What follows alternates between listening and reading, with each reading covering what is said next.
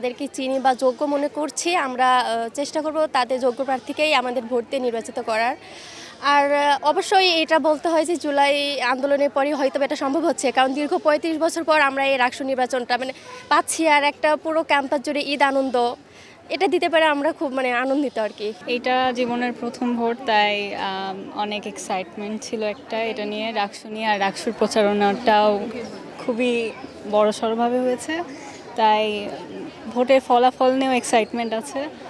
আর রাকসু থেকে আশা এটাই যে যারা নির্বাচিত হবে তারা যেন আমাদের ছাত্রছাত্রীদের হয়ে কাজ করতে পারে, নিরাপত্তার বিষয়টা দেখবে। তারপরে আমাদের লাইব্রেরিতে অনেক রকম সমস্যা আমরা মুখোমুখি হই, যেমন লাইব্রেরিতে কোনো রকম এসি নাই, লাইব্রেরির বইয়ের কালেকশনটা বাড়ানো, এরকম আরও নানা ধরনের সমস্যা আছে। আশা করা যায় তারা এসব দেখবে। ক্যাম্পাসে এসেই প্রথমবার রাকসু পেয়েছি এজন্য।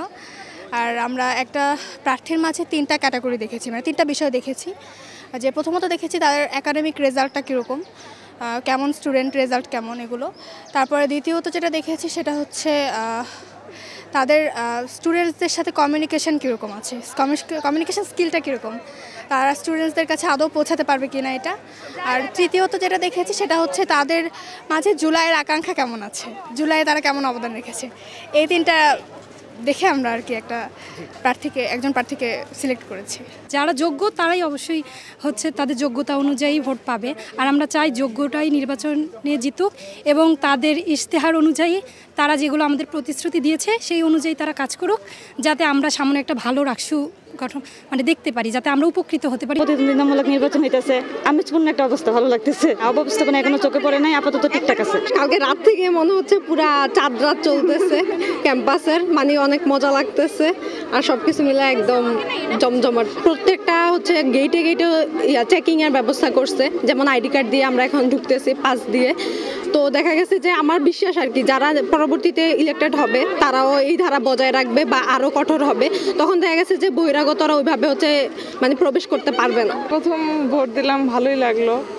তো ভিতরে কোনো দেখি নাই আমি। আমাদের হয়ে কাজ করবে, আমরা তো সবার সাথে লড়তে পারবো না, আমাদের হয়ে লড়বে। তো এই জন্যই আমরা তাদেরকে ভোট দিয়েছি। নির্বাচন কমিশন থেকে বলা হয়েছে যে আমাদের যে প্রচারণার সময় কিন্তু 14 তারিখে কিন্তু আমাদের প্রচারণার সময় শেষ হয়ে গেছে।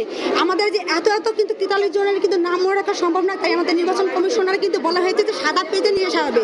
কিন্তু আপনারা যে প্রত্যেকটা হলে মেয়েদেরকে আপনারা স্প্রিং ধরে দিচ্ছেন, মেয়েরা কিন্তু সবাই সাদা পেজে লিখে নিয়ে আসছে, আপনাদের তো স্প্রিং ধরা দেওয়ার দরকার নেই।